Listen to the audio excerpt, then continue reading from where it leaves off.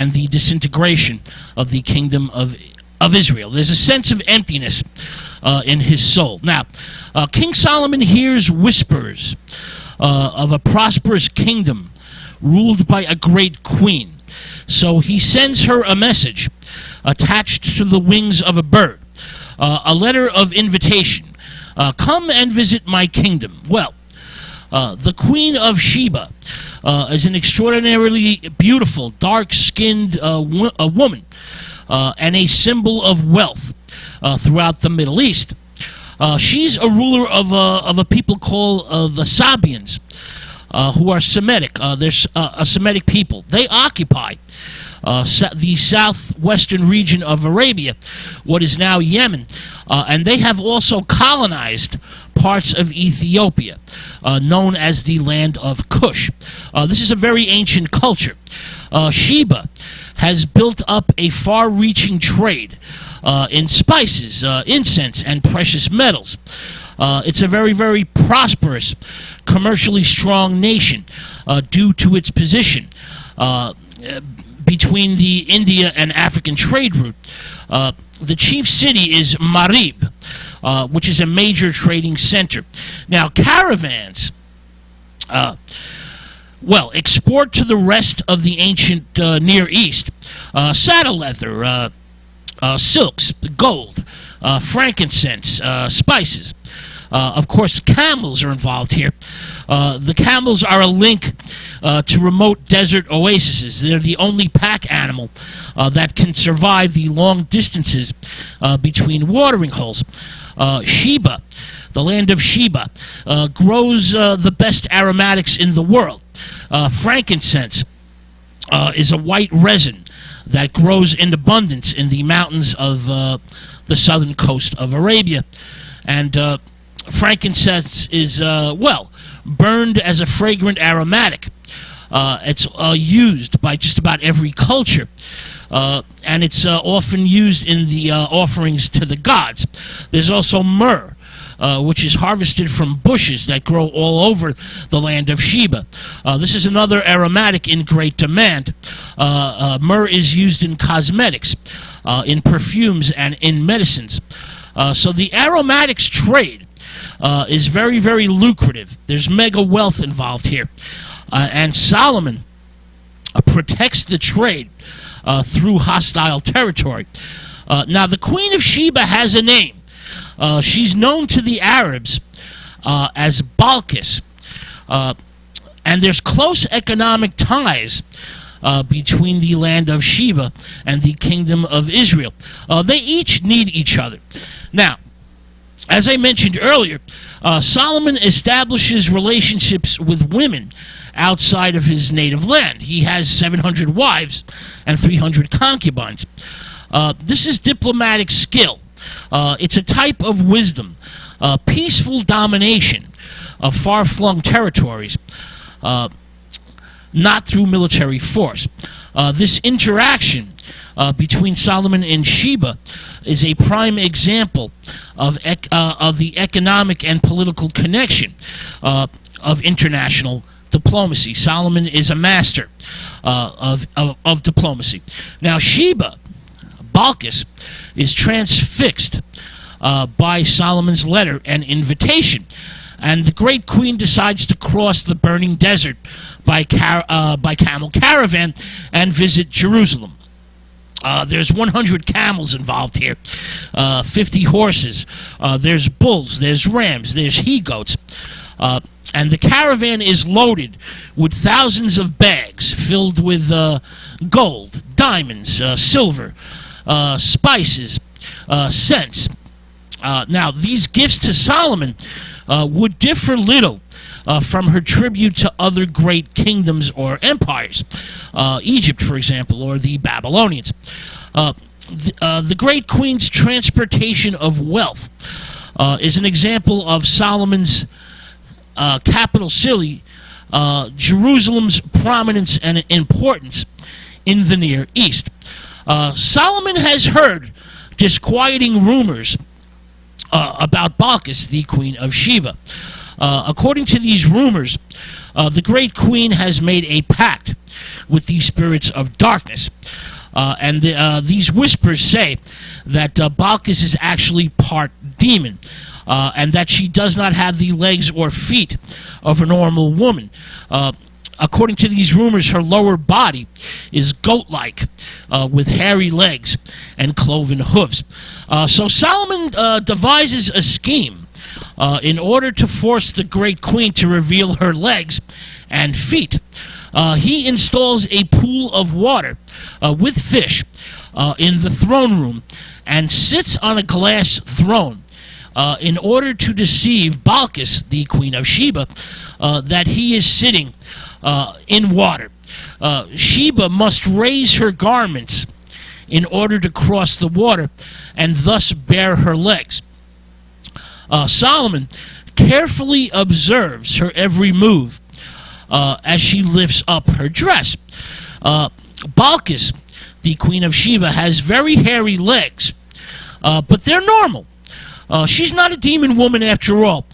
She's very human indeed, and also very, very beautiful. The queen has devised a series of riddles in order to test the king's legendary wisdom. Now, the number of riddles differ from 3 to 19. For example, the Midrash Michel says it's 4 riddles. The Midrash Hashifez says it's 19 riddles. Well, essentially, no matter what, there's a war of riddles that's really a courtship, because these riddles are seductive and personal. It's a type of battle of wits. And the queen, Balkis, becomes breathless. She becomes amazed with Solomon's great wisdom. And Solomon is intensely drawn to Balkis, the queen of Sheba. And the great king wants her almost from the moment he lays eyes on her. Both are drawn to each other by a sense of destiny. And he promises to fulfill her every desire while she remains in Jerusalem. Now, his love for Sheba grows each day, and he writes a series of love poems to her. These poems are known as the Song of Solomon. The Song of Solomon is also known as the Canticles and the Song of Songs. This is a very dramatic work. But it's not a drama with pre-arranged acts. They're love poems that have a frequent repetition of words and a dedicated mood of erotic love and devotion. The passages delight in the physical description and expression of sexual love. There's highly erotic imagery involved here, and many verses are about Sheba. Dark but beautiful, for example. The poems also have a deeper religious meaning, the love between God and God's people. Now, Balkis, the queen of Sheba, remains in Solomon's court for 6 months, but she's a virtuous woman, and they have not joined in sexual union. After 6 months, the queen must return home. She has obligations and responsibilities to her own people. But King Solomon begs her to stay. Well, Sheba has a strong attraction to Solomon, and Solomon has a very strong attraction to the queen of Sheba, but it's unconsummated. As I mentioned, they have a sort of unspoken love. These two powerful forces have drawn something is drawing them. Powerful forces are involved here that have drawn them together, these two strong personalities. Now, Balkis decides to stay one more day. And on the evening of their farewell, there's a massive royal feast. The food and the drink have strong aphrodisiac spices added to it. And Sheba and Solomon eye each other over the long banquet table as they eat and drink. The queen decides to spend the night in his palace, and Solomon arranges for 2 beds in the same chamber. Balkis, the Queen of Sheba awakens in the middle of the night with an intense thirst from the spicy meal. Remember, it's been spiced with aphrodisiacs. Solomon watches her. He has watched her all night. He hasn't slept.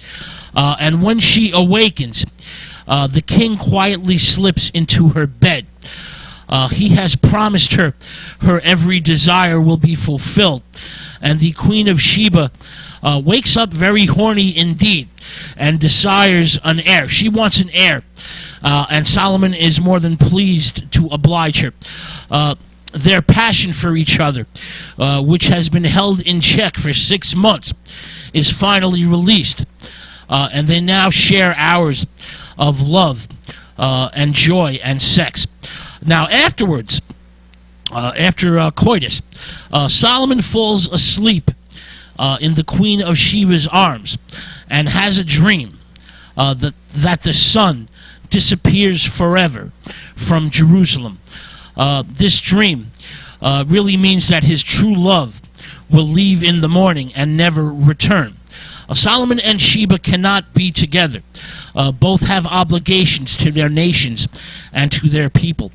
Balkis, the Queen of Sheba, leaves in the morning.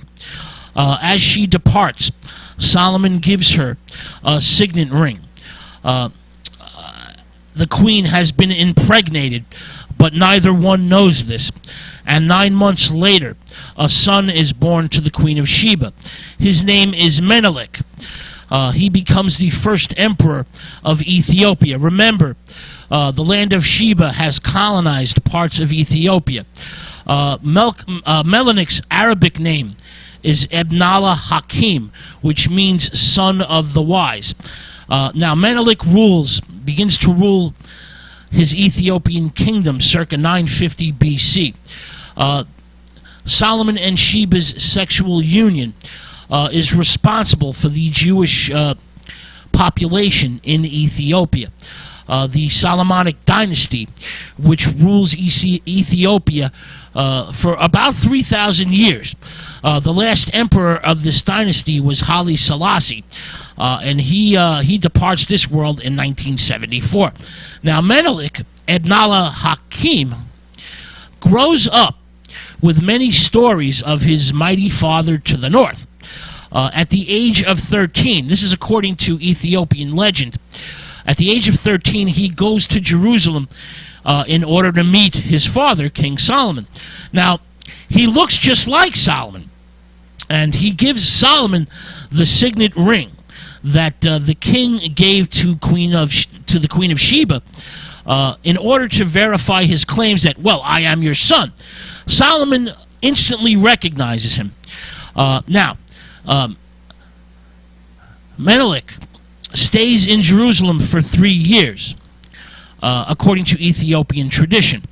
And when he departs, according to this Ethiopian legend, takes the sacred Ark of the Covenant with him back to Ethiopia. It's kept in the holy city of Aksum. Many believe it's still there to this very day. Now, there's of course, there's a debate about the Ark. Scholars constantly argue over the Ark of the Covenant and its fate. Some scholars believe that the Assyrians melt the Ark down for its gold. This is 400 years after Solomon's death when they sacked the temple. Others believe that the Ark may still be intact, buried somewhere in Jerusalem. And of course, some believe that the Ark is in the holy city of Aksum in Ethiopia. Well, there's a possible explanation for this because there's more than one Ark. The original Ark of Moses is an elaborate wooden box that's square. The Ark of Solomon is golden and much, much larger. Now, all right, let's get back to King Solomon. Solomon does not spend his final years in happiness